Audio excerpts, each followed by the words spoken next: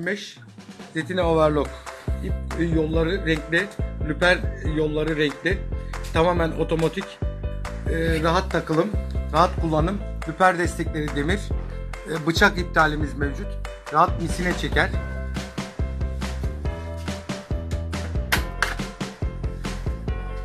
Hemen bir dikişini alalım.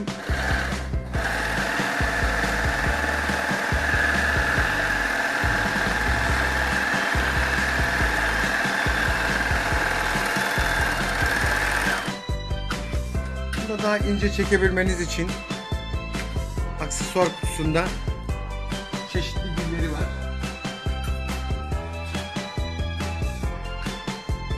Bir ince dilini takarız.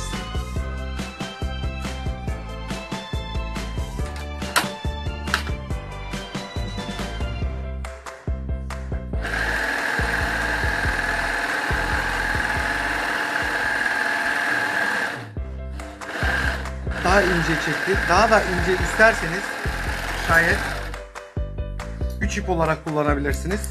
Bir tekrar açıyoruz. Dili alıyoruz üstünden.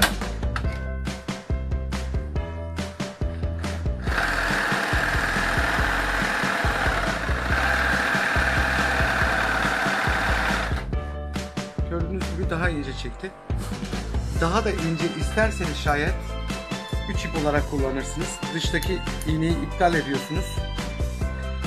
2 tane tansiyonumuzu sıkıyoruz.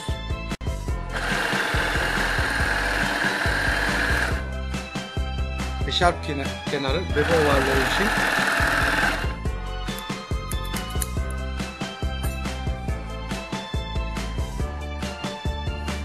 Göründüğü gibi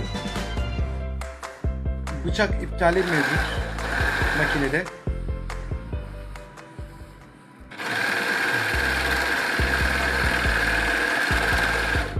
Çok rahat çalışımı var.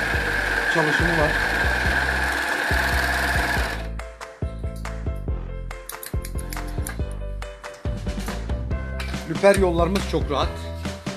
Alttan direkt hiçbir zorluk yaşamadan renklendirilmiş vaziyette.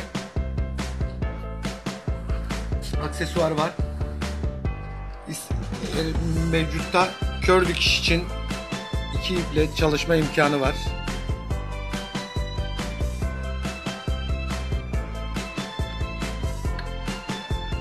Bunu da, bu lüperi de çıkarıyoruz, üst lüperi.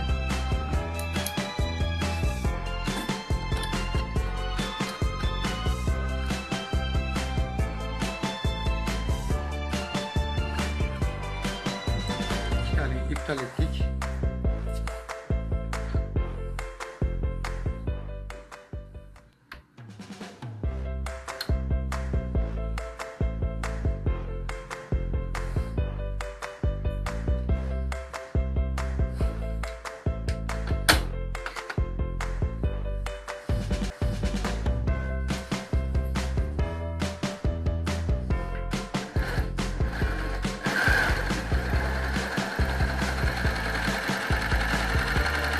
Şu anda 2 iple yapıyor. Kör dikiş dediğimiz 2 iple yapıyor. 2 ipimiz yok.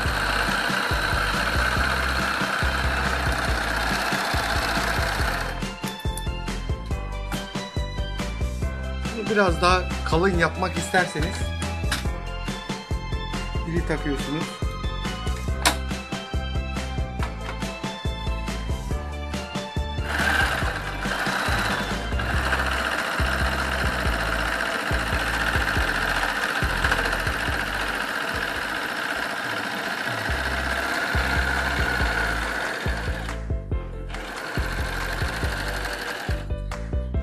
Diktiğimiz şu anda 2 ip. İsterseniz misine kullanabiliyorsunuz. Misine yeriniz var.